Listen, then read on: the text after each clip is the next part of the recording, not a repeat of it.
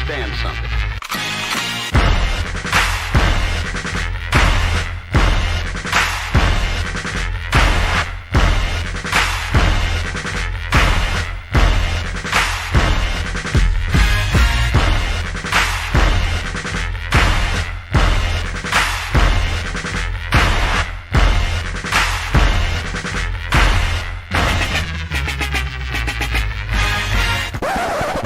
The thing that I like most about being a dad is that I see that I'm about to impact the world.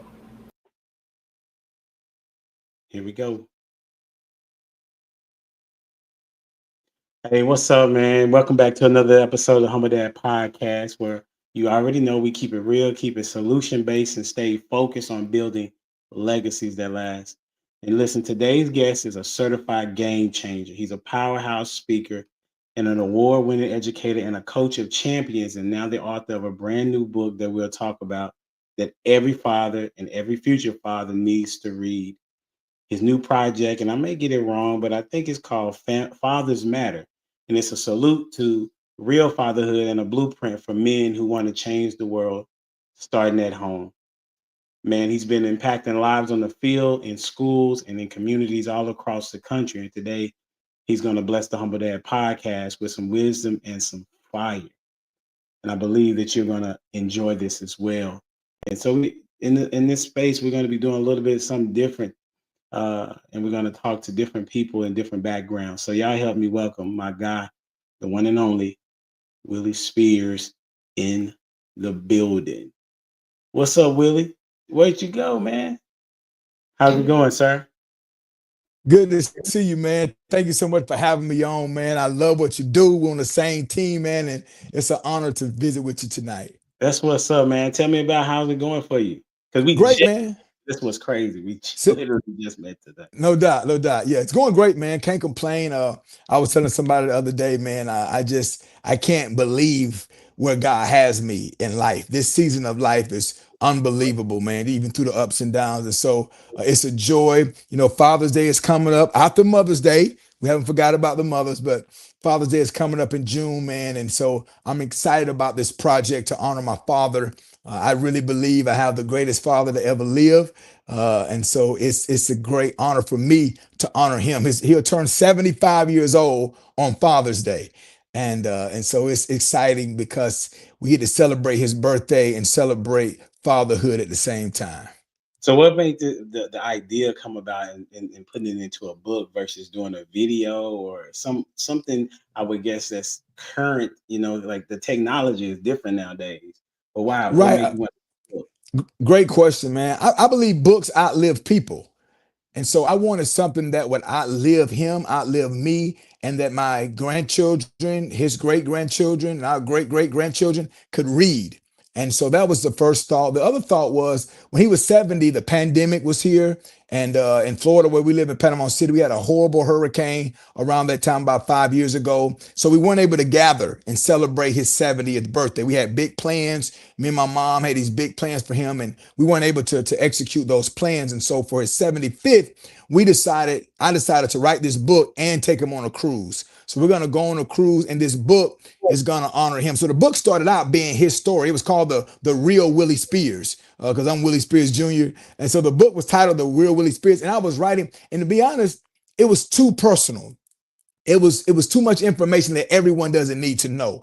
And I thought to myself, well, how can I honor him and honor fathers, celebrate fathers? And so I started writing about some things that he taught me and some things that I was able to implement to my two children. And that was a great thing for me and for us. And it was therapeutic. And that my editor, David Ford, he read the book as he was editing it. He was like, man, I've edited several books for you, but this one right here, this is a game changer. And so I'm really excited to get it in people's hands. That's what's up. So walk me through like you growing up with such a great dad. So I want you to tell me, you know, like kind of give me in parts. We got elementary, we got a middle school, we got a high school, and then becoming an adult, and then being in this sphere of where you're now, you know, you gain your manhood, so to speak, at like the years after 30, if you will. Right. So I can break it down like this: example, support, discipline, love. Example, support. father was a great example. My father didn't live by the adage, do as I say, not as I do. I could do everything my father would do. And my dad's not perfect. His name is not Jesus. But I never heard my dad use profanity. Never. Not once. Not when he was happy, not when he was upset. And I'm not saying if somebody used profanity, that's your way of communicating, that's your business. But because of that, my children have never heard me use profanity Okay. because that was my example. My father, we were always in church, always, every Sunday, Wednesday night, Friday night, Saturday. It was always something. I was in every choir. Couldn't sing. Dr. Glenn, I cannot sing, but I was in every choir. Youth choir, sanctuary choir, mass choir. I was YPWW president. I was over this. I started teaching Sunday school at 8 years old. It was too much. It was child abuse, but it was a great example. Great Yeah. example for me. And then after that, you talk about elementary, my dad was there. You know, he was at my little league games. He coached my little league baseball team. He was always there. He spanked me, Dr. Glenn, beat the brakes off me. And I'm not advocating anyone do this, but I talk about it in the book. My dad slapped me in my face. I needed that. I don't advocate anyone else do that, but my personality, I was going to push the line. I was going to see what I can get away with. I needed to be slapped. I needed to be afraid of a man. Okay. That's what I needed. And to this day, I'm 47. I'm 47. My dad's 74. I'm scared of him right now. Man. Right now. Right. I'm like, I was in high school. A guy asked me, I almost said his name. A guy asked me to sell some weed. Yeah. They used to take Gatorade bottles, green Gatorade bottles, orange top, and it was dime bags of weed. If you had that, everybody knew he got some weed. Meet him in the bathroom, give him $10, he give you the weed. A buddy of mine said, look, Will, nobody's going to expect you. Nobody will suspect you. I'm gonna give you this bottle, walk around with it. For every bag you sell, I'm gonna give you $2. You're gonna make $20 a day. That's $100 a week. In ninth grade, that was a lot of money. $100 a week, $400 a month. All I gotta do is walk around with this thing. I don't do drugs. They're gonna buy it anyway. And he said, the school resource officer, man, they ain't gonna do nothing. You 13 years old. The police, they ain't gonna, but all I kept thinking was, man, my dad would kill me. Like, I'm not talking about spanking. Like, this dude would take me out. And so I needed that fear. Middle school, I was a knucklehead, was in school suspension a lot for talking too much in class. And my dad, yeah, you can imagine, huh? No, So, right. Yeah, I bet that's why you're on this podcast right now.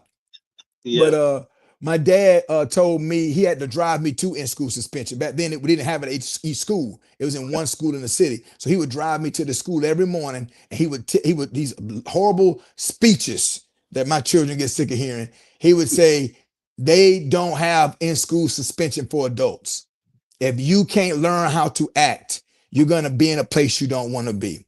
Right. So my dad was a deacon in the church, very supportive. I played high school ball. He was at all the games, him and my mom. And then as I became an adult, went to college, he was there, very supportive. And so being a good example, being supportive, disciplining me, loving me was the key. But here's the part I left out, Dr. Glenn. Yeah. My dad was in prison for 6 years before I was born. No so way. The reason I say my dad is the greatest, and again, this is my opinion, of course I'm biased, is my dad changed his whole life for me. Wow. So I was about 11 or 12 years old when I found out my dad had been incarcerated. I never knew it. My dad didn't brag about being in jail. He didn't think it was cool. He didn't even talk about it. I never knew it.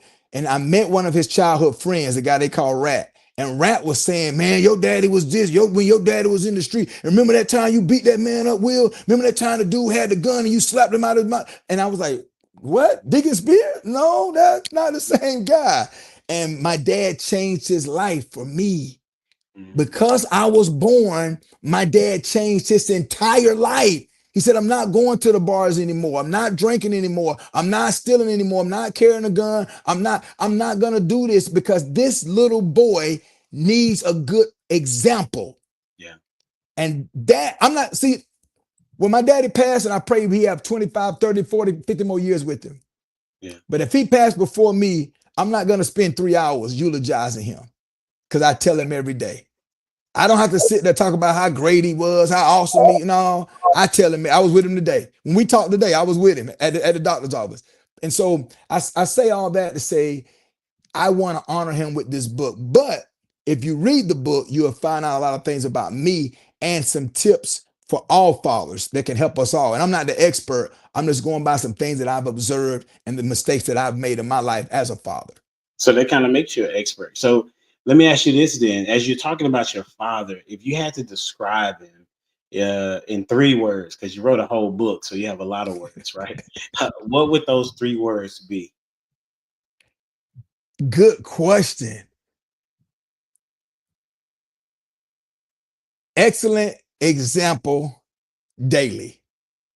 Mm, excellent example daily.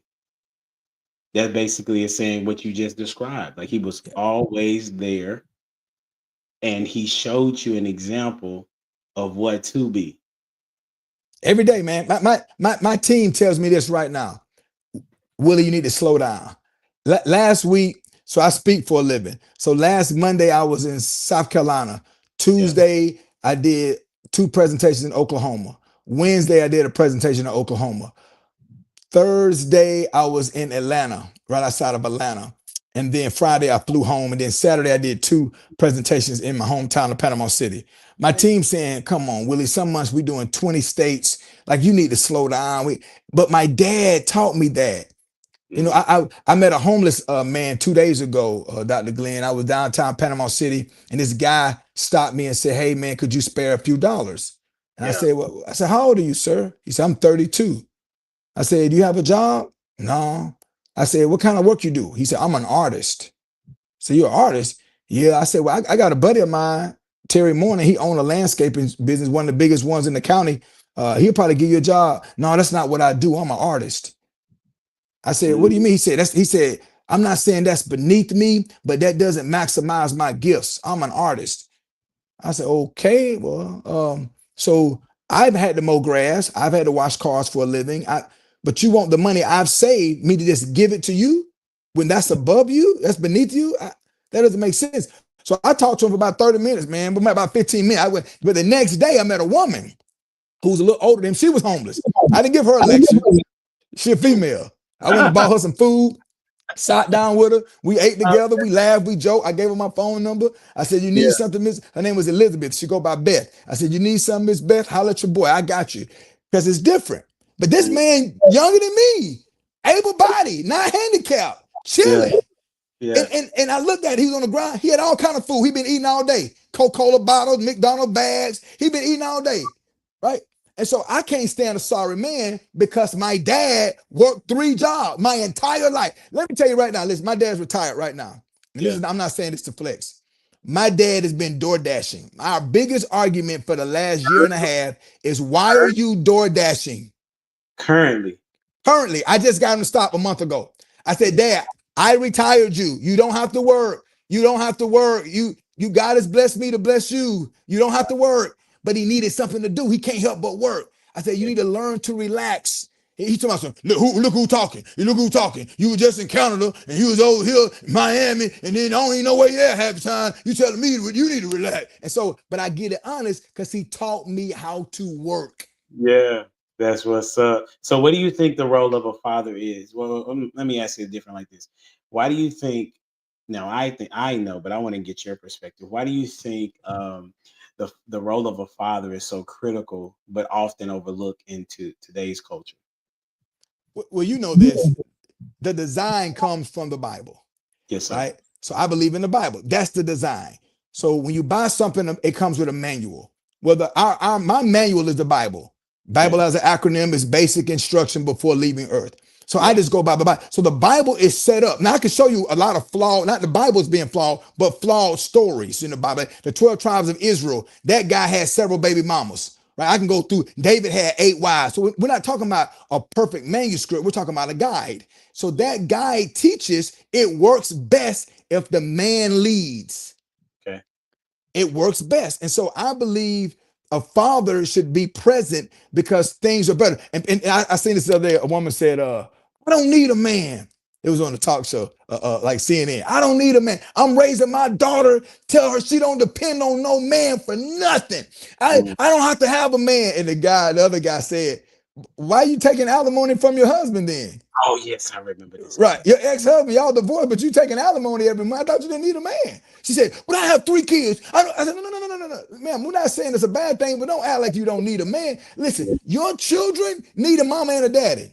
They need both. They need two people because two is better than one. And so the role of a father is to lead. Somebody break in the house, the man shouldn't say, honey, go see what that noise is. Right. I don't care if you don't go to church or you're an atheist. You wouldn't say the woman should go see what the noise is. It'll be a sorry man in the interview saying, yeah, I lost my wife because I asked her to go see what the noise was, but me and the kids were safe, and I'm sorry. No, we all know what's expected. We try to change the natural order of things, and the natural order is a man and a woman want to do their very best to raise the best children that they can, led by the man. And a great man, a great leader is one who sacrifices for his family. That small things like I never bought a pair of Jordans when my kids was in the house. Yeah. I never did. I love tennis shoes. I never bought a pair of Jordans because I wanted to save for my kids' college. I wanted to do for them. We didn't go where I wanted to go eat. We always went where they wanted to go eat, right? We bought a new car. My wife got the best car when I was married. So my point is a man sacrifices. Yeah. That's what a man does. By definition, you're a foot washer. You're trying to figure out how many feet can I wash. It's not about you. It's when you start having kids, your life goes on the back burner. Facts. And it's what's the most important for them is what we should be striving for because they didn't ask to come here. That's a good one. I like what I realized, and I remember this. I was very afraid to become a father because I had not seen one. I didn't grow up with mine. But I looked to my uncle as a father figure. Matter of fact, how this podcast started was because he was my first guest 4 or 5 years ago, right? Or man, it's been 6 years ago. And so because of him, I could see what you're talking about in your dad, where he was a hard worker. He ran track, so he would make sure that we were always in shape, right? And matter of fact, he was so much of an important father figure to us that my mom one time drove me about 45 minutes to go get a whooping from him because she was not capable at the time. I think I was like a freshman, sophomore in high school. So I understand that importance of being a father and being there, because not being there has kind of shaped me in a way of where I never thought that I could be one, right? Because I did not see it. And so I can see some of the flaws that I currently have. So I want to know this though. How can based on the book, how can fathers practically live out what it is that you're talking about in the book? What are some principles that you would give? Right. So the book is full of principles and strategies. There's a lot of qualitative and quantitative data to back up our theories of how we come to the conclusion of these solutions. The number one solution is accountability. We need to be surrounded by other men who have the same beliefs that we have. Other men who we give permission to call us out. Other men who say, hey, man, you smell like weed. You don't need to go home like that. Hey, man, I seen you talking to this other girl. You was with your son. Like you got a wife. Like, what are you doing? Like, you trying to push up on this woman, your son is watching you, right? So someone needs to have permission to call us out when we're not doing what we say we want to do. I was talking with a buddy of mine the other day. He's in a fraternity, and when he hang out with his fraternity brothers, he finds himself being a little bit different than he normally is. Nothing against fraternities, but he noticed a pattern. And so he was saying, I need someone that holds me accountable to what I say I believe, what I say I'm all about. So the number one principle is to have accountability. Number two, I believe, is to be in the church. I believe church attendance reminds us of what we say we believe. I know so many people that'll say, I'm a Christian, but they don't go to church. Right? It's like saying, I play football, but I don't go to practice. That don't make sense, right? I'm in the band, but I never go to band practice. So if you're a Christian, you should go to church sometime. And you can be a Christian without going to church. You can. And you can be a father without being present. But you can't be a good father without being present. You can't be a good Christian without being going to church. So I think going to church and accountability, we know the church is flawed. We know somebody told me, man, the church is messed up. Yeah, so is a club, but we keep going back. So is Walmart, but we keep going back. So is Dollar General, but we keep going back. You know how many rental car places that messed up my order, rest of my car, and messed up my reservation. I keep renting cars from them anyway. So we hold church to this impossible standard. Yeah, we know church is jacked up, it's ran by people, but being in that environment reminds us of what we say we believe. So every Sunday of my kid's life on a church pew was me, my son and daughter, and my wife. Every Sunday. All right, well, me and my wife and my son, dog. And it was, even though sometimes I was in there doing football plays, if I'm being real, I wasn't taking notes on the sermon. We just got our butts beat Friday night. I'm trying to figure out this team running odd front this week. What are we going to do? We're going to run inside veer. We're going to run midline. I should be focusing on the word. I'm not, but we're in there, right? We're in there. And those two things, accountability and a consistent faith walk, I think will help us be the men that we need to be for our children.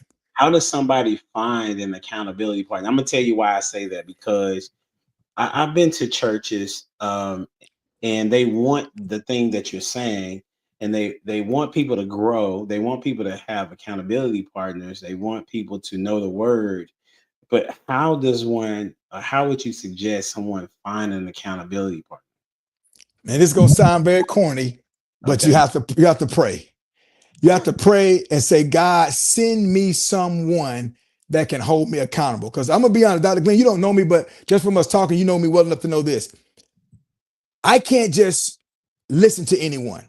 Like if you're ignorant and your entire life is sports, or your entire life is politics, or your entire life is hanging out or fishing or hunting or drinking, like I need a multifaceted person. I need a person that's well-read. I need a person that knows the Bible. I need a person that's not judgmental. I need a person that's not racist. I need a person that's not tied up in politics so much they can't think straight, right? So I just can't get anybody to be my accountability partner, right? I need a person that lives a life of integrity so they don't feel uncomfortable calling me out. That's good, bro. Right. And so I had to pray for that. And God sent me too many. I got 3 or 4 guys that check on me. I'm like, man, leave me alone. But I need that. I remember when I struggled with pornography. I mean, I had 3 guys a week saying, when the last time you look at porn? I'm like, bro, can you say hello? Like, can you say good morning? How you doing? Did you see the game last night? LeBron lost? No. Boom. When the last time you looked at porn? Right. And so my ego didn't want to admit to them that I looked at porn. So I stopped looking at porn. I wish I could tell you I prayed and God took it away from me, or I put on this thing on this app on my phone. No, it was these 3 dudes that called me, getting in my business, that helped me be better. Right. Yeah. I'm gonna tell you this. Me and my wife was beefing. And I was married for 20 years, and me and my wife got a divorce, but we're really good friends. We just went on a trip together recently, and we still hang out. It's just it's crazy how it worked out, and I don't recommend divorce for anybody, but that's what happened to us. But she turned 40 years old, and I don't even know if she knows this story. And we was beefing about something, and I didn't go to her party. Her mom threw like a surprise party for her, and it really was for her and all her female cousins. But of course, I was invited, and it was like 3 blocks from maybe 2 miles from my house. And I wasn't going. So my buddy, Dante Shepard, who was on the phone, like, what's going on, man? I was like, nothing, man, chilling. He said, what Nick at? I said, she at her birthday party. He was like, what? I said, she's at her birthday party. She's at her. He said, how come you're not there? I said, nah, bro, I'm sick of it. I don't know what I was mad about. Man, I'm sick of I ain't doing it. And this is what he said to me. He said, last year, you went to your friend Vance Watt. Vance is a Christian recording artist we do a lot of ministry together. He said, you flew all the way to St. Louis to surprise Vance for his 40th birthday. And you can't drive 3 miles to be with your wife for her 40th birthday. I said, bye, man. Hung up, got in the car, drove over there. That's accountability, right? That's not a pity party. Like, he's like, I don't care what happened. There's no excuse. I don't care what happened, right? Don't tell me what happened. Do the right thing. It's always right to do right. And so accountability is the number one answer to all our problems. We need real men to hold us accountable and not let us fall. I say this to my friends, you're not going to fall on my watch. That's good. I have 2 accountable. I have 3 myself. I have one that's been my friend for about 17 years. He's in Atlanta, and he holds me accountable for sure. Then I just got one after my late wife passed away. Literally the day after she passed away, he had seen me at church because I was I was pretty known in the church, if you will. And he would see me taking my kids to church on a regular, while my late wife, she would come later, right? And so he said that sparked the interest in me, in him, for me to know a little bit more about me. And when he heard that my wife had passed, my late wife had passed, it hurt him so much because his wife was wanting to get to know my late wife because she was kind of, Wow. even though she was young, she was Yeah. kind of like the mother, like a motherly hen to the young women. She was 38 when she passed away, but the young women would go to her to ask different questions about being married and being a mother and homeschooling and things of that nature. But literally the next day, he was there consoling me and talking to me. Not, I didn't know that this was going to be a friend. I didn't ask God for it, but come to find out, we have a lot of similarities, and he helps me go through things. Matter of fact, one of the things he says when I complained to him, he said, "Good." He said, "I'm glad you're going through that because it's going to be an opportunity for you to grow." Yeah. So, Yeah. you know, And, and, so and those are the opportunities when we grow the most. that's a fact. That's a Yeah. fact. So moving on to talking about the things that I was trying to figure out which one I want to go to first, but it don't really matter because we're gonna get to either one. The one thing that you talked about was to have accountability, and we kind of talked a little bit about this offline. So I want you to walk me through your thoughts on Shannon Sharpe. All right, and so and what, since the situation is that's transpired is that this young woman wanted to pretty much finagle him out of some money, Right. right? But I have a thought process on how I believe he brought some of this on himself. But as it relates to your thoughts, what would you say on the matter? Right. So whenever I talk about any of this with my buddies on the phone and the barbershop, I always preface it with this. We all must learn empathy and realize it could be us. That's the Yeah, first thing. Because yeah, it's easy for us to say, I would never do that. Well, you broke. You ain't got no money. You ain't got no Super Bowl rings. You ain't, right. and so it's easy to say what you wouldn't do when somebody said, if money don't change it, you ain't made enough. Right? So Great. money won't change me. Well, you ain't made enough. Let me give you $5 million. Money gonna change you. You're gonna Mhm. dress different. You're gonna talk different. You're gonna hang out different. It's So more of not giving who him you an are. excuse. Say again. Yeah, I say it's gonna make you more of who you are. 100% is going to magnify who you are. If you are a giver when you're broke, you're going to give more when you get money. If you like to smoke a little weed when you're broke, you're going to smoke a lot of weed when you get money. If you chase women when you broke, you're going to chase better looking women when you get money. It's going to magnify who you are. And so with that being said, I'm not giving the Shannon Sharpe an excuse, but what I'm saying is it's easy for us to judge when we're not in those shoes. Yeah, The first thing that comes to my mind is we know that Shannon Sharpe is a very disciplined man. Shannon Sharpe said he ate oatmeal every morning for like 15 years. You can look at his body and tell he's disciplined. He's 50-something years old and have a better body than 95% of people who are 30 years old. yeah, So that means he's disciplined enough to work out, to not eat processed sugar, to drink plenty of water, to wake up early, to do his nightcap show and do his thing on ESPN. So he's a very disciplined man. We know that. He's a good businessman. We know that. So how did he find himself in this position? We talked about it. A lack of accountability. hmm Someone should have been saying, "Hey man, you need to slow down. Hey man, your personal business came out on IG Live." He had no remorse. It was funny.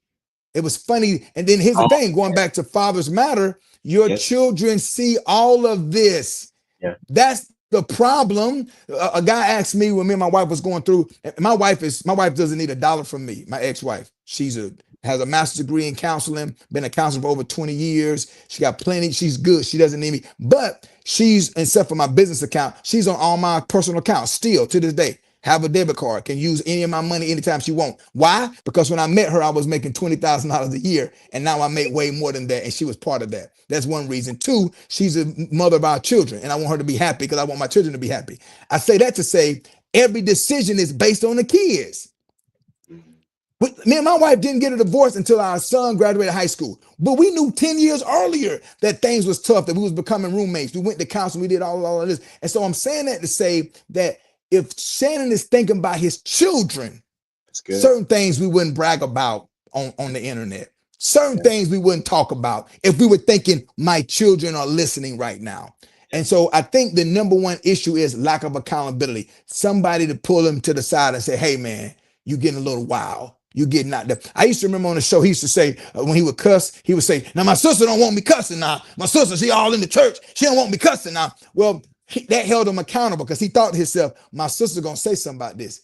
she gonna text me and say, now you said 8 cuss words today. Now you know better than that. And Yeah.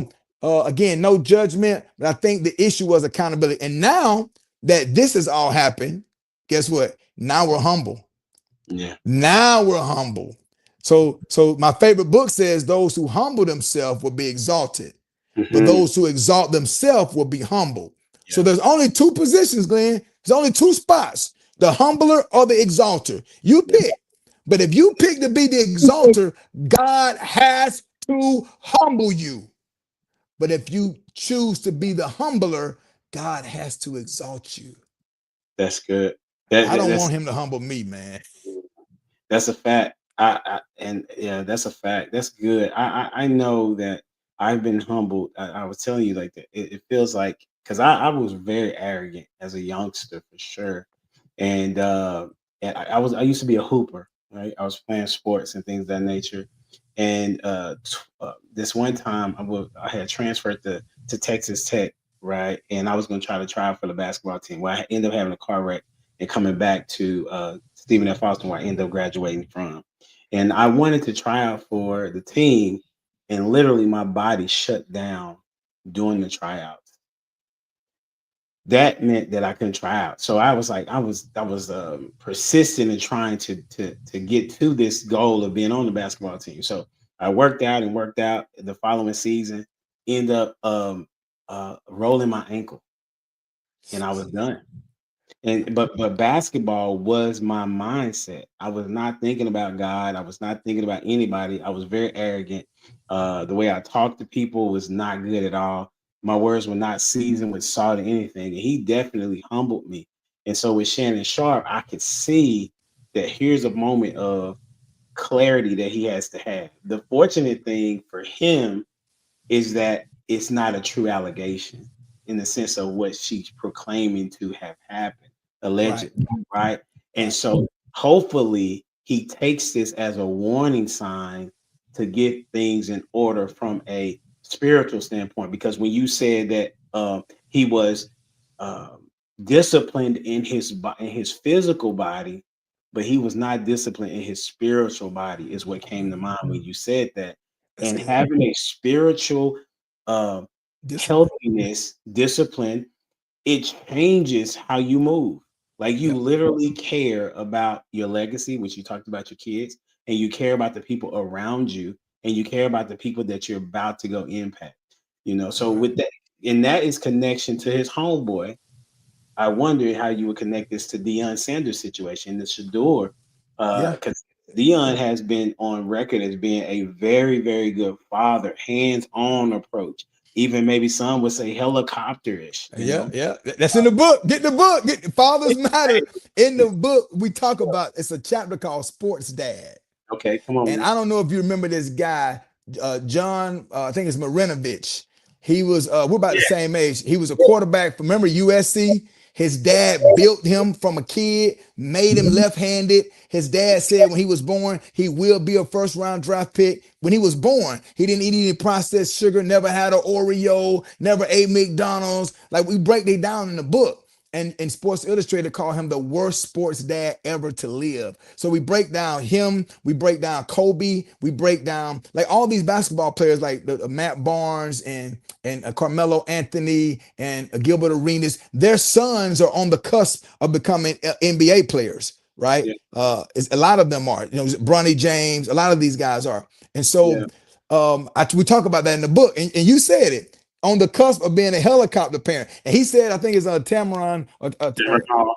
yeah, Cameron Taron Hall. Hall. So that's my son. That's my son, right? So Yeah. what happens is when it's your son, it's almost like you're intoxicated, right? Mm. So Glenn, I don't even know you, but I know this about you. You're a believer. You love Jesus. That sounds great. Hallelujah. Let somebody mess with your kids. Yeah, we got problems. I Like mean, the, yeah, the way you get to any man, any yeah, real man, I don't care how many sermons he know, I don't care how much scripture he know, mess with his kids. And you yeah. finna find out real quick what kind of man he is. It's Facts, all of us. It's in us. We're wired to protect, facts. right? Yeah, So for your boy, he can't help it. Yeah. Deion, y'all talking about his son. Yeah. Right? And so to bring the two together, the segue is the same word, humility. Now, I don't know Shador. I have a mutual friend with Deion, one of his best friends, one of my best friends. So I've talked on the phone with Deion on many times. Never met him in person. Talked to Shador actually once at Florida State and from a distance, kind of joked with him when he was really really young. I like him. I just bought a new pair of the Deion shoes. I like him. I love Deion. I love the young man. I think Deion is a great example for us coaches that you can be a coach and spend time with your own kids. A lot of times we spend more time with other folks' children than we do our very own children. And so I think Deion is a great example how you can love Jesus. Think about this. Deion don't use profanity. How you cuss at the highest level and don't cuss? I mean, how you coach at the high level and don't cuss kids out? Right? Deion don't drink or smoke. Deion don't. There's no judgment. There's no checklist who's good and who's bad. But he's a good example. However, I don't think you can take the coach hat off. I mean, the father hat off. I just think you wear both hats the whole time. I think even with retiring the jersey, we all know that shouldn't have happened. That shouldn't happen. So the AD should have stepped in and said, "Look, Coach Prime, I get it, but we should have had this in a policy. We didn't.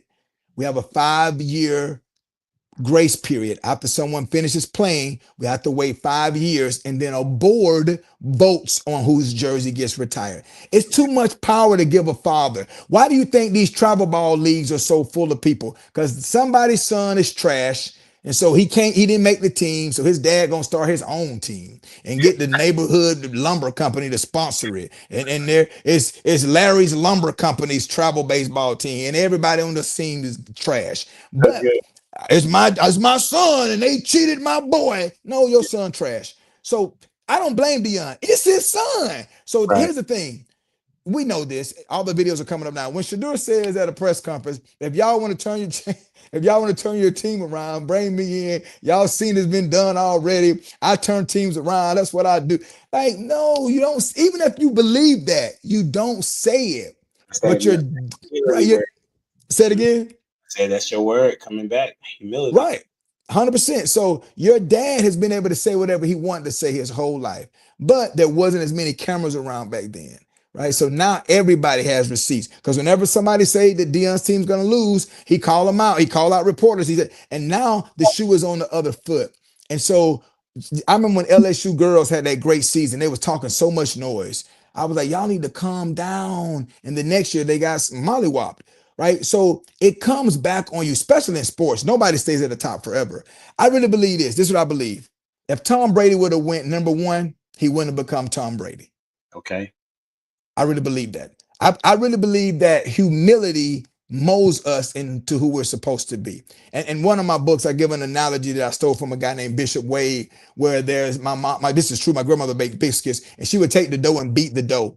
And then she would take a rolling pin and she would flatten the dough out. And it hurt the dough, and the dough was screaming. The dough was like, why are you beating me? Why are you flattening me out? What did I do to you? And my grandmother would say, this is going to work. This is good for you. You need this. Then she would take this old rusty cannon and she would cut the dough into shape. Right now, Shador is being shaped.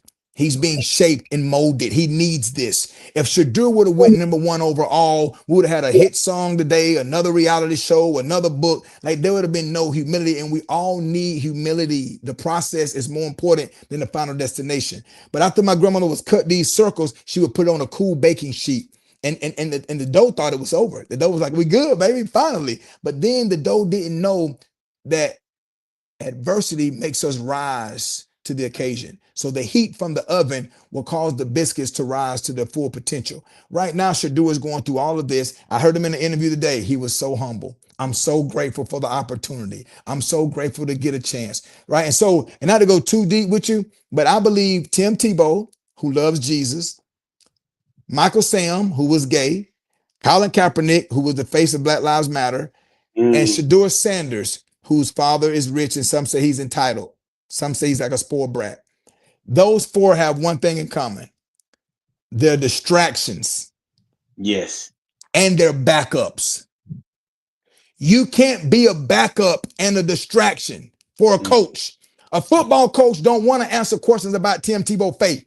Like, so that you don't care about Jesus? No, I'm the football coach. Stop asking me how about did I know the referee got saved at halftime? I don't care. We're trying to win the game. I don't care about gay rights. Stop texting me about Michael Sam. I don't care about Black Lives Matter. Stop asking me how many black people are in the league. I want to win football games. I'm a football coach. You know this. Coaches are single-minded. They're single folks. They don't even know what's going on CNN. They don't even know who won the election. They don't care. They're locked in. And so when you bring a distraction in that have more followers than you have Delta commercials and KFC commercials, that's a distraction.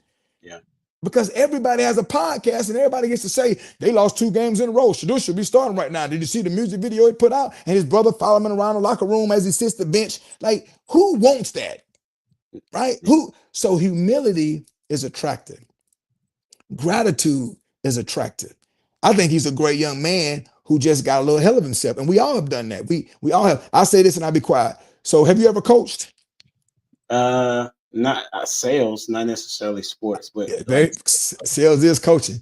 All right. So imagine when you play basketball at Stephen F. Austin, if there was a player that said, I'm not coming to all the workouts. I'm not coming. I'm not doing this. I'm not doing that. And if y'all want to turn y'all team around, y'all will get me the ball. No one would want to play with that guy. That's basically what Shador did. Before he even met his teammates, he did this. If you listen to look at Cam Ward. I'm not trying to say that, but look at Cam Ward.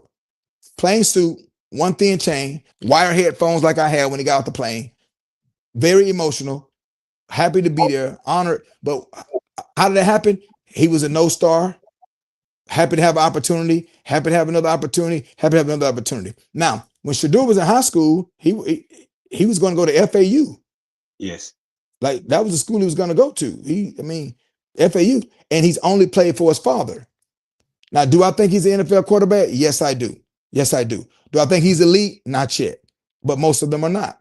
It's only 5 good quarterbacks in the NFL anyway. And so I'm happy that it's happened to him because the truth is nothing really happened. He already has money. So he lost a lot of money going late. Well, they rich, so he'll be all right. But this humility, I think, is going to be the fire that he needs to, I'm not saying he's going to be Tom Brady, but to maximize his potential. Because him going number 1 would have been bad for everybody. That's a good segue as far as like when you're talking about humility, he had to see his daddy humbled at the same time that he got humbled.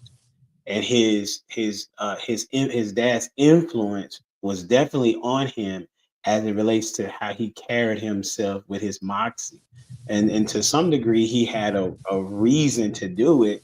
However, people don't like dealing with people that already know that they're getting the accolades, right? Yep. And so it's in the scripture, right? So like, why should I praise you if you're praising yourself? Why should any man praise you if you're already praising yourself, right? So I think that's a very good point about the humility perspective that some people are not necessarily talking about in these media ways. But let's bring it back to what we've been talking about. So I want to know, like, for the men. Glenn, let me say this real quick before we go there. Before we get off this. Remember, we're always interviewing. So back to Fathers Matter. As a father, your children are always watching you. So you're always interviewing to be best father of the year. What Shador didn't understand in the meetings that he didn't want to go to those teams, that coach may get fired and become your quarterback coach the next year. You're always interviewing. You always do your best. Colossians 3:23 says, do everything with all of your heart as unto God, not to man, wholeheartedly. So you're always interviewing. The other thing that I think people are missing are like, well, he's a strong black man and people are upset with his confidence. No. You want what they have. It's their team. They can do whatever they want. They own the team. They don't have to pick you. So when I've been a head coach of 7 different high schools, I did whatever I had to do in the interview to get the job. My goal was to get the job. I wouldn't go in there and say, we're going to run triple option. I don't care what y'all think. They're not going to hire me. They want to run a spread. They don't even know nothing about football, but they don't want to run wing tier triple. So you got to play the game to get the job. You say, Shador stood up. He stood on the 10 toes down. That's why he 5th round. You play the game, you get what you want. And once you get in there, you can be you. But we have to teach our children, you have to play the game. You dress the part for the interview. Don't wear just anything. Get a haircut, shake their hand, look them in the eye, speak like you have some sense, show up early. Like it's a game. If you don't know the rules of the game, you're going to get a flag. And so I think something was lost in that he didn't have to play the game. Like he was such this. No, everyone, you got to kiss the ring. It's not kissing the ring. The people who are saying that, they played the game to get their jobs. All these talking heads, well, he should have to kiss the ring. You didn't go to the job interview like you went and talked to your homeboys. You talk totally different. You can call it code switching. You call it whatever you want to call it. You didn't go into me, hey, what up, dog? You know what I'm talking about? You know what I'm saying? I'm trying to get this dog, trying to get this dog, ESPN. You know what I'm talking about? How you, boy? You didn't do that. You walked in, how you doing? My name is such and such. It's a pleasure to be here. Here's my resume. Here's my references. You played the game. And so I just think we got to teach our young people not to be fake, but it's a game. Play the game so you can get what you want. We do what we have to do so we can do what we want to do. Yeah, it's about being who you're supposed to be in the space that you're in. You know, I don't because for me, I don't do the code switching or anything like that, but I do cater to my audience, if you will. Yep. And I think there are some individuals that don't have that skill set. So that's where you're saying, well, that needs to be taught to them, right? Or you need to carry yourself in a way that any one of the ways that he speaks, like my sons, they speak very proper English, if you will. You won't hear them say, "What's up, dog? What it do?" They won't say that, but they hear dad say it, right? Depending on the context of who I'm talking to, but that's not how they communicate. But if you was to talk to either one of them or any one of my children, they will be able to be functional in any room because of how they deliver what it is that they're saying and what they're thinking, right? And so I think that's the important part of the elements when you talk about Shannon Sharpe, because he talked crazy when he be online, right? And he didn't listen to the people that was trying to hold him accountable of how he is doing things. Somebody put in the chat, Cat Williams and Monique tried to tell him that, right? And then you have Deion Sanders, like, who is going to tell him to humble himself? So then here's the problem with that. He has all these friends in the NFL. No one called him. Like no scout, no assistant coach said, hey man, you didn't hear this from me, but they talking bad about your boy. Hey man, y'all need to tone it down a little bit. Hey man, y'all rubbing people the wrong way. All those content, I got Deion number in my phone right now, right? So I know he got 1,000 people number with great influence. Nobody saw this coming and could warn him. Hey man, y'all need to dial it back a little bit, man. People.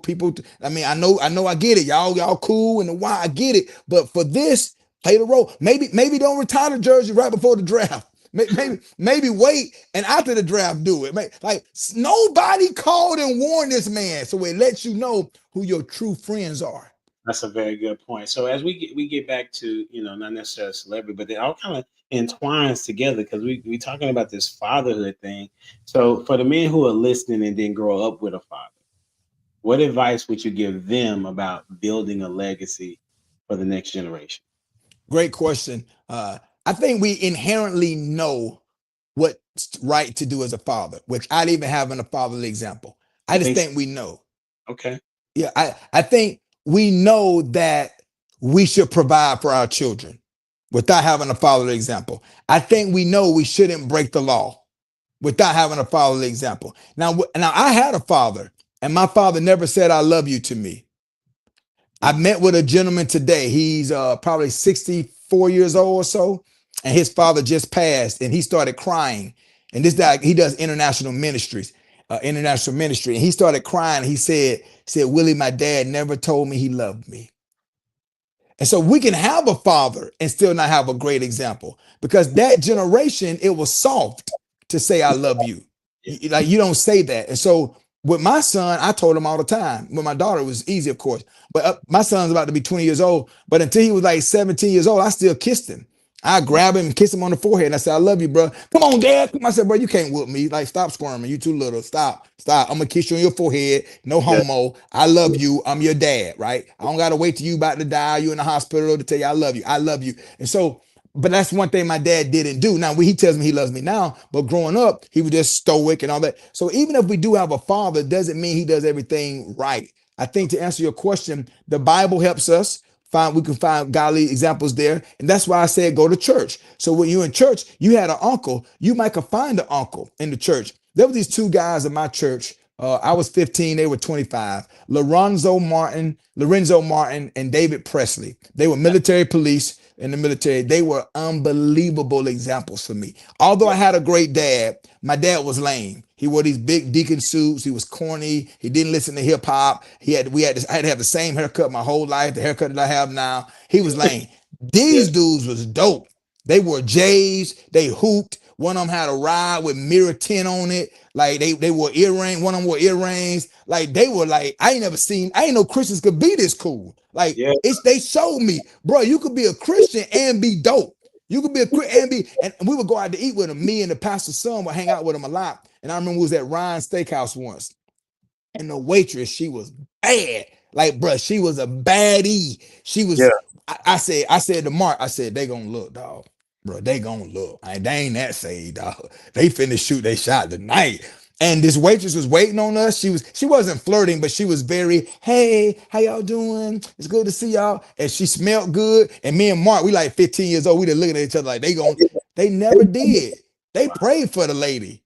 We were like, man, y'all lame. What y'all praying for the lady for? They was praying that we pray she knows the Lord and we pray that she has a good night and her tips. And so they showed us how to be a man. So I really believe the church has good role models in it. Now, that's a whole nother conversation, finding a good church and all that. But I think if you didn't have a father, you could find fathers and you pray about it and find them. But I do think inherently, I say the same thing about dating, Glenn. A lot of people don't like this take on dating. I don't think you have to date a bunch of people to figure out what you want. I think we inherently know what we want.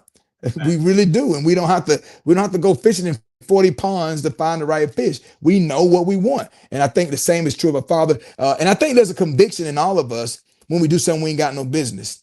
Right. And so whatever you want your child to become, be that. Be that. It's really that simple. And if you can't be that, the things you do that you have no business, don't do that in front of them. Yeah. Right? They can't handle it.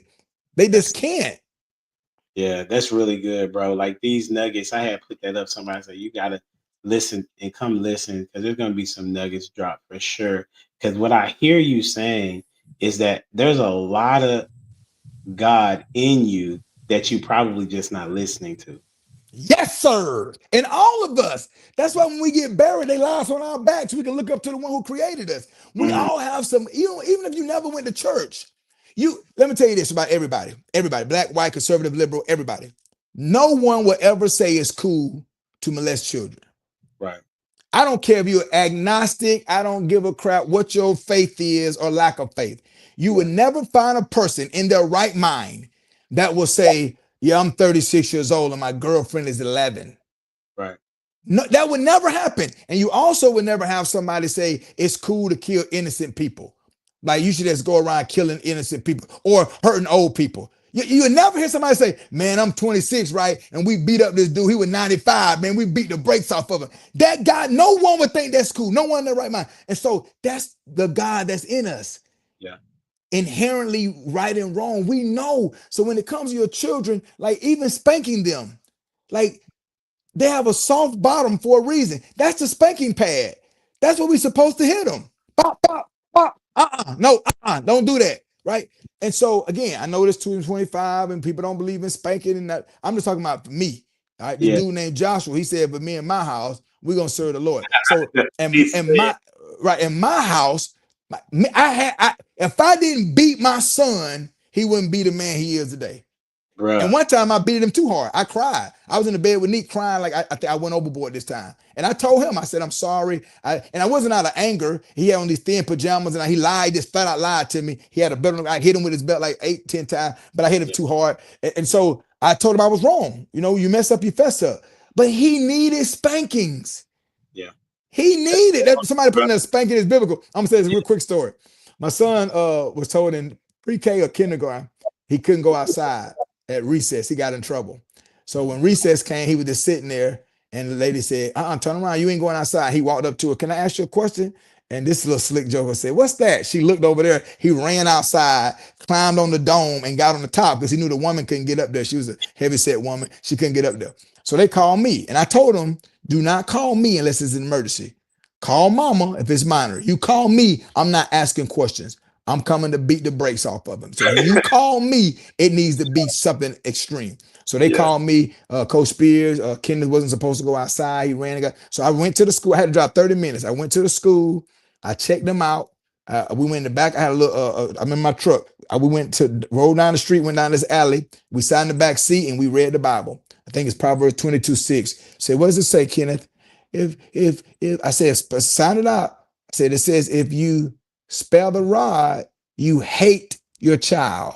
I said, now in church, 22:6 is train up a child where they should go. So there's another verse in Proverbs. But I said, in church, we change it to spare the rod, spoil your child. But the Bible says, if you spare the rod, that means spanking, you hate your child.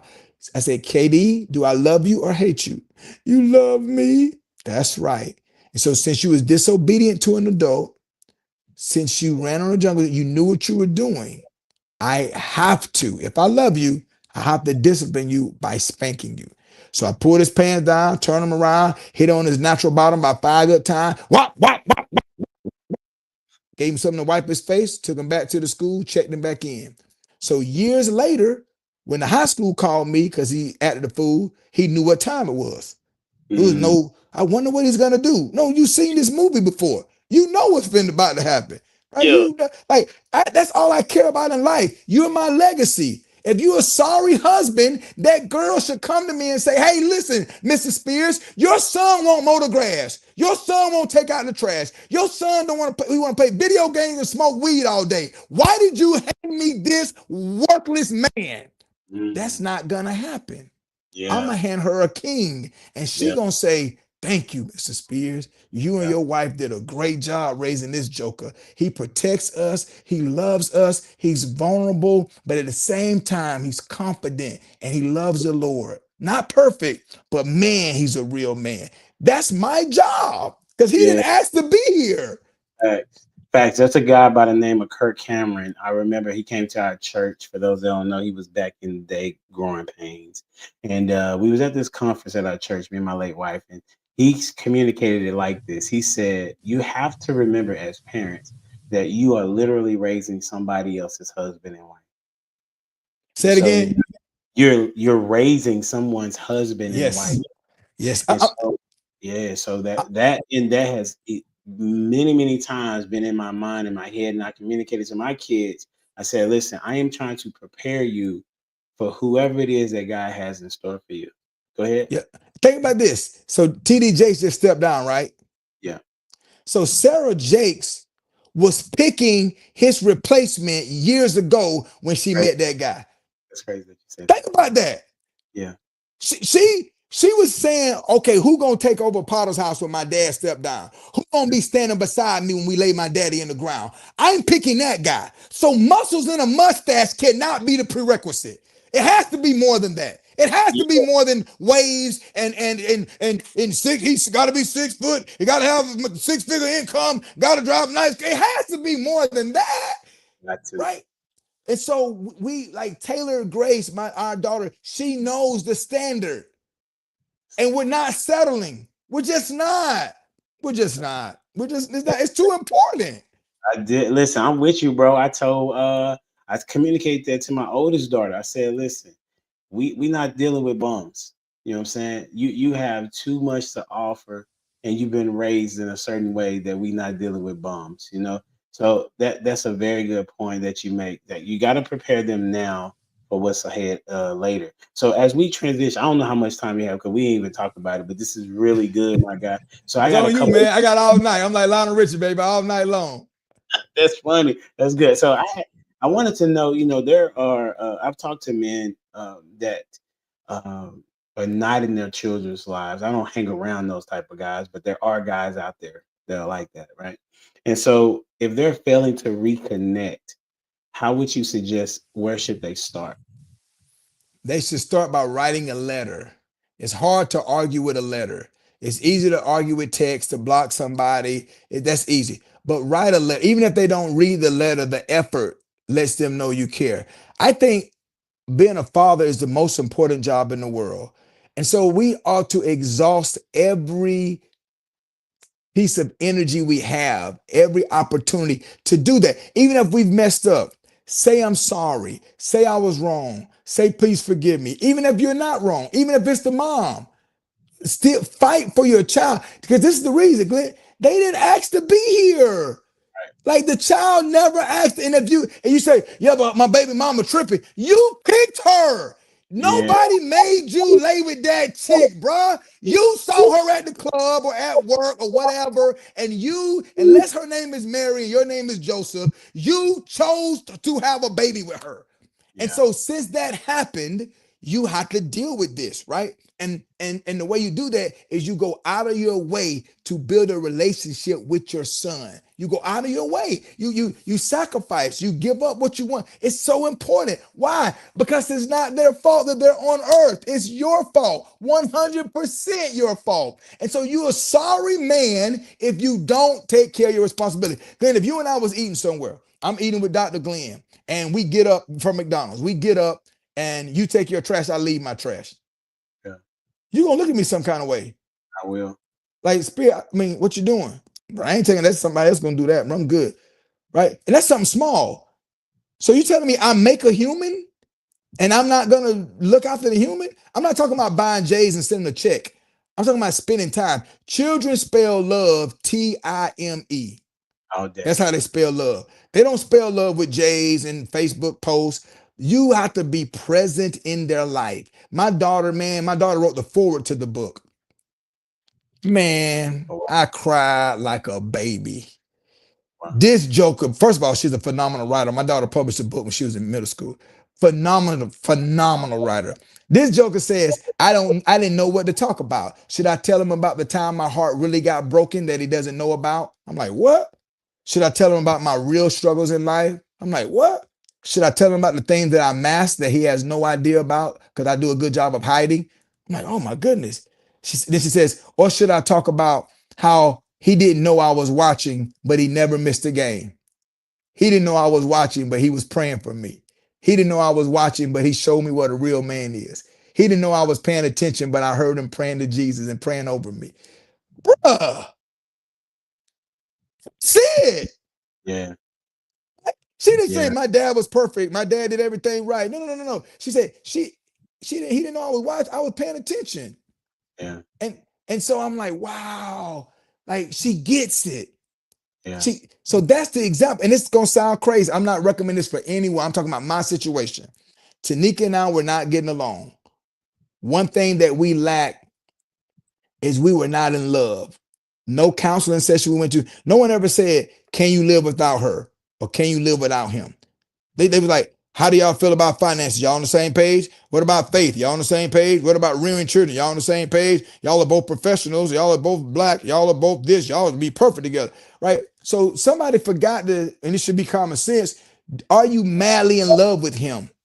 Are you madly in love with her? We were just missing that element. We good people, never argued. There was no passion either way. We didn't even go on a honeymoon. Like it was weird. But for 20 years, we started out like this, and over 20 years, we became roommates. Two nice people who loved each other but wasn't in love with each other. And when we realized it, we went to counseling, talked to preachers and talked to different people and went to all these marriage conferences. And ultimately we decided, well, this is not working. What are we going to do? So we can live a lie and be roommates and be fake on Facebook like a lot of people. Or we could say, you know what? For us, we thought divorce was a sin. So we could commit that sin and repent and move on with our life. So I said all that to say this. But every time we ask those questions, we ask, how would this affect Taylor and Kenneth? Mm. Every time. And so Taylor and Kenneth didn't know anything. Taylor said it like this. She said, Dad, I knew y'all weren't madly in love, but I never thought y'all would get a divorce. So people like, well, kids can tell. No. Not if you try. Not if you try.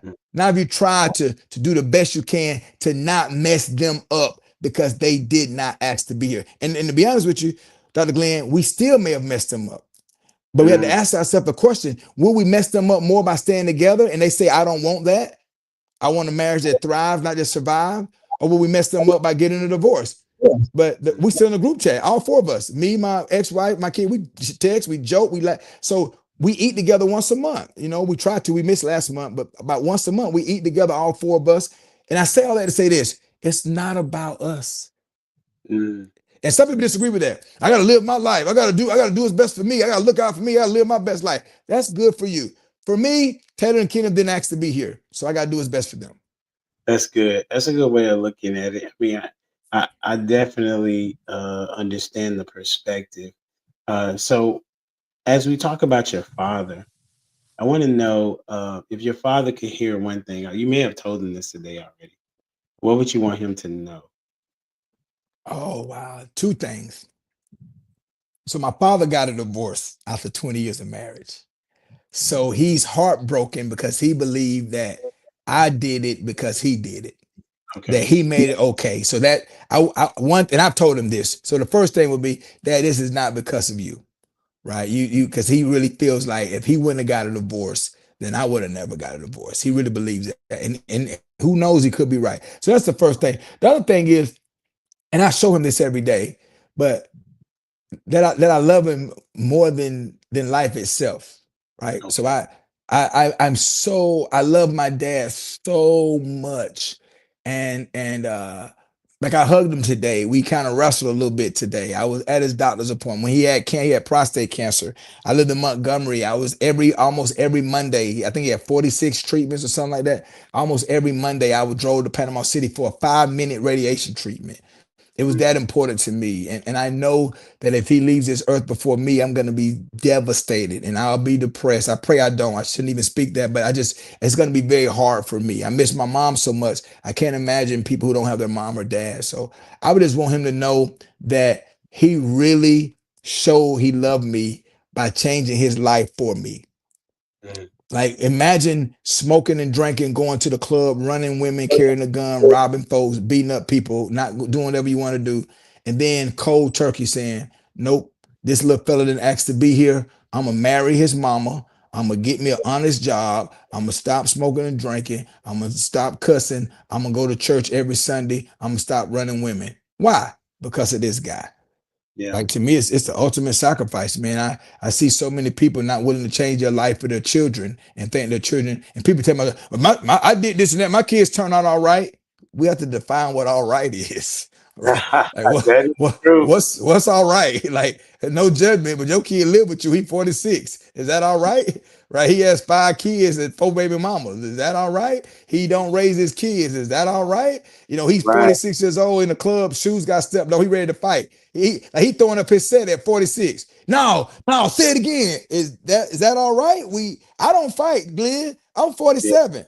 I don't. You touch Taylor KD, I'm gonna start a prison ministry because it's gonna be bad for everybody. But other than Yeah. that, man, I don't fight. You win. You got it, dog. You the man. I'm soft. I'm a coward. You won. I'm sorry. Please forgive me. I don't what I'm gonna fight for. I'm old. I'm not fighting you.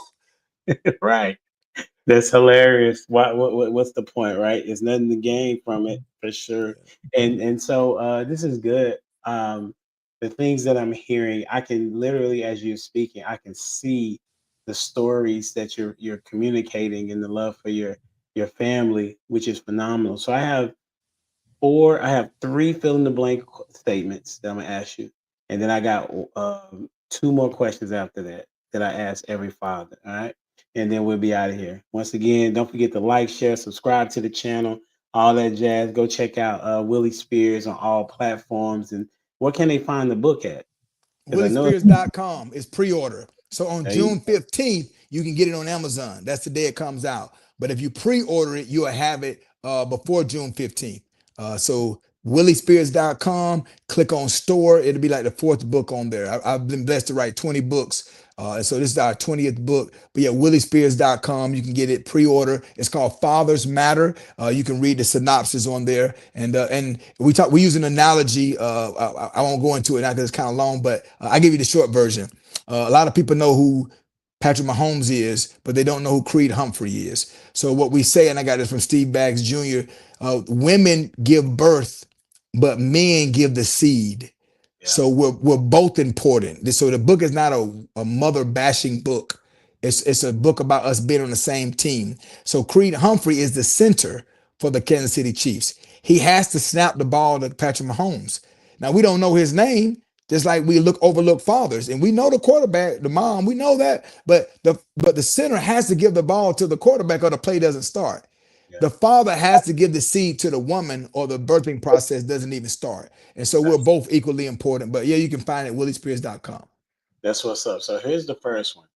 I want you to fill in the blank. A real father always blank. A real father always blank. Ooh, it has to be one word. Yeah. It's up to you. It can Okay. be whatever you want it to be. A real father always puts himself last. Okay. Right Good. now, people may not like that, but taken out of context, it can be bad. But what I mean by that is, when you're making decisions, you think, what is best for my family, and then what is best for me. And I've messed that up. I've taken jobs because it was best for me, and I didn't even consider my family. I lied to myself to say, well, if I'm making more money, it's best for my family. But what about their schools? What about their job? What about our family? So I think a real man puts his self behind his family and puts his family first. That's what's up. Next, a father's greatest weapon is blank. Prayer. Yeah, Believe that. yeah. A real man fights on his knees.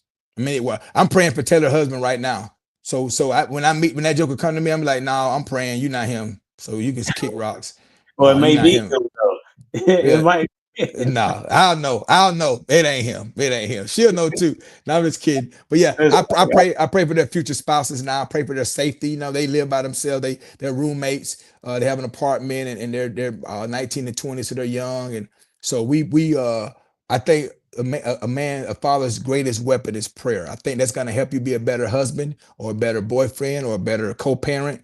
Prayer and humility. When you bathe yourself in prayer, you have a humble approach when you approach that young lady. That's what's up. The last one, fill in blank, is the world needs more fathers who blank. Hold each other accountable. Mm, The world need more fathers who call fathers out and say, man, you need to get home. Right.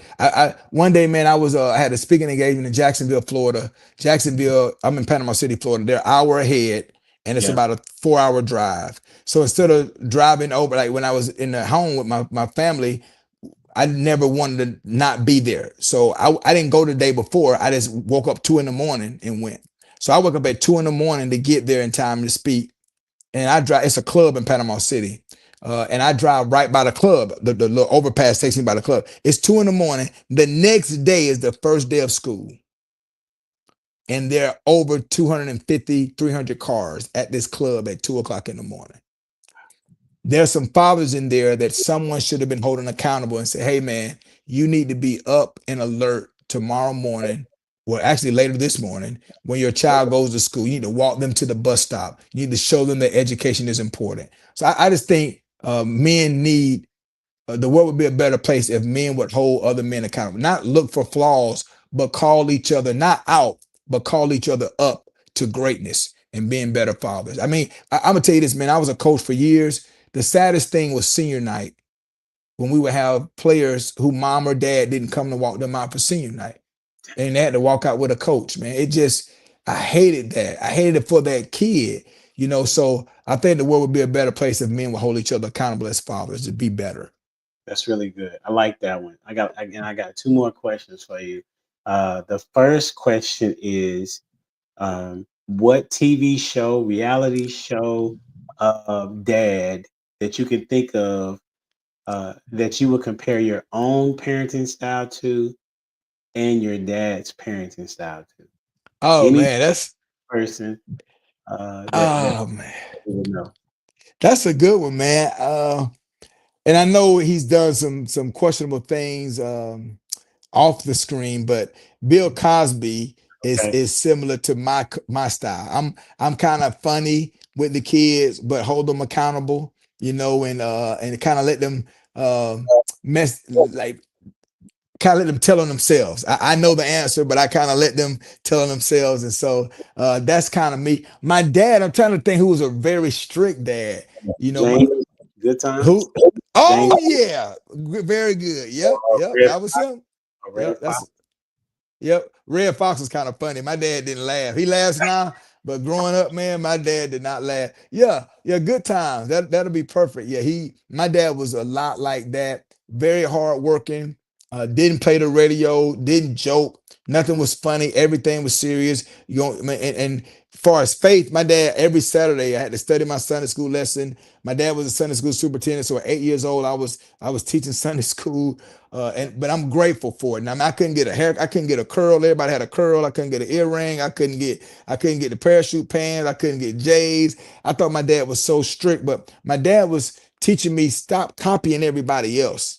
Yeah. Right? So you don't have to be like everyone else. If you want to get that haircut because you want it, that's fine. But if you want to get it because everybody else has it, you're going to be a follower your whole life. And so, yeah, I would say James from Good Time. That's a good one. That's what's up. And then the last question is, how would you want your children to remember you? Oh, man, that's good. I pray my children remember me as a foot washer. I Okay. pray they say, man, my dad, he served others. You know, my dad gave to others. My dad loved on others. My dad didn't judge others. You know, my dad didn't give us everything that he could. You know, that's the hardest part. The hardest part for Deion is most of us, Dr. Glenn, most of us say no to our kids because we can't afford it. Like, what happens when you can't afford the Beat headphones? What happens when you can't afford the AirPods? What happens when you can't afford the Tesla truck? Like, do you still say no? But we was getting some phones, and the lady tried to give us an upgrade on the phone, and she says, it's only going to cost you this much more money. I said, ma'am, I can't afford it. My son said, cap. Now, I didn't even know what cap meant at the time. But I was like, I said, I can't afford it. He said, cap. And I asked him in the car, I said, what does that mean? He was like, Dad, you told a fib that you could afford it. I said, I could? He said, yeah, you just didn't want to get it because you don't think we need a phone that nice. And he was right, right? So I think even the hardest thing is when you can still saying no.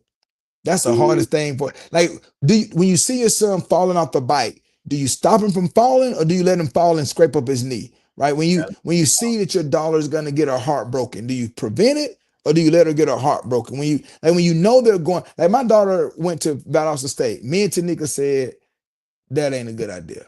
We knew it wasn't, but we needed to let her go and not fail, but figure it out on her own. We needed to let her spread her wings. And then she's so wise after a year, she said, this is not good for me. I need to move back home. I need a little bit more structure. This is too much freedom for me. We prayed and she figured it out on her own. I think you talked about helicopter parents. I hope my kids don't remember me as a helicopter parent. And I'm telling you, they were 18, man. We kicked them out. Now people say you shouldn't do that. Now we pay for everything. They don't pay for anything. We pay for the car, their phone bill, their insurance, we pay for their rent, we pay all their bills. They just got to go to school. But I think they're mm, gonna grow more being on their own than if we were over them saying, clean up your room and wash them dishes and pick up that sock. So, and they're right by us, like right where I'm sitting right now. My children are 4 or 5 miles from where I am right now. But they're gonna grow, and this is us now. I'm not telling anybody we're gonna take care of them financially till they're 25 years old. And we're gonna give them savings, and they have stocks and bonds and all that. We blessed. But they need to figure it out. They need to fail, right? yeah. They need to budget. Katie asked me for some money one day. I said no. He said, why?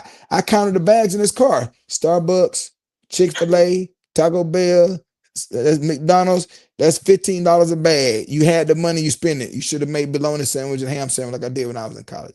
And that's Yeah. hard. When you have the money in the bank and you tell them no, that's hard. My son's car got towed because he didn't get a parking decal like he was supposed to. Dad, can you get my car out? I said, I can, but I'm not. You gonna walk for about a week. You're a teacher, you'll learn. So this adversity is gonna help Shannon Sharpe. This adversity is gonna help Shadur. Adversity, the way we respond to adversity tells us who we really are. And we're gonna find out that Shannon Sharpe and Shadur are good people. And this adversity is gonna reveal that. But it, like you said, you didn't want to go through it, but that got us where we are, right? It's the only way. The process is more important in the final destination. That's so good. That's really the kind of the nail that is into the coffin for me as a father. When and I share with you this particular piece about me when I had to see my late wife pass. Like I knew when I walked into the hospital room that she was gone, right? And I wanted to go too. But what brought me back to that was my kids, knowing that they have to have me now, and I got to get myself together as quick as I can to be who it is that they need. And walking through the grief process with them, I got to see and hear what they thought about me prior to mom passing away. My daughter, she knew me as the protector to the provider. She didn't know me as a person that cried all the time and that just didn't know what to do. Like I was lost, right? But she would tell me, she said, Daddy, you need, she was ministering to me because of how we had been ministering to her, right? So I'm saying this to say that what it is that you do, they are paying attention to. And matter of fact, that scripture is very good at saying, it says, train up a child in the way they should go, and when they're older, they won't depart from it. And that is the point of what you have been communicating today. So you have the last words. What you want to say before we get out of here, Mr. Willie Spears? Two things. Buy the book. It's only $10 right now. It's going to go up in price on June 15th. And the second thing, fathers, we want to celebrate you. We want to celebrate each other. We don't have to put women down to celebrate each other. And last thing is, they're going to mimic what you model. Your children will mimic what you model. What you do speaks so loud, I can barely hear what you say. They're going to mimic what you model. So let's be great role models for our children. Man, this has been dope. I really appreciate it. This was like a last minute type deal, but you killed it. Knocked it out the park. I appreciate Man, it. thank you for having me on your platform, man. Thank you for what you do. We're on the same team. I'm so sorry to hear about your late wife, and I'm honored, man, to meet another man who know we don't have it all together, but we're trying every day to be the best example we can for our children. And I want to tell you to keep up the good work, man. And I look forward to following you now and going through your other shows. I'm episode 219, so I have 218 shows to watch. But I look forward to being one of your subscribers and champion you as you add value to the men all around the country. Hey, same here. And just to let you know, God brought me somebody else. And so she's dope just as well. So God Praise is God. in that regard. Yeah. So as we always say, until next time, we out here. Deuces. I love it. I love it. Deuces.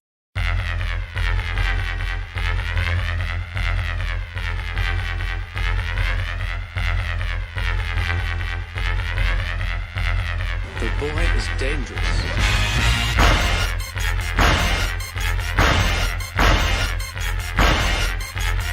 Bad feeling about this. You don't seem to understand something.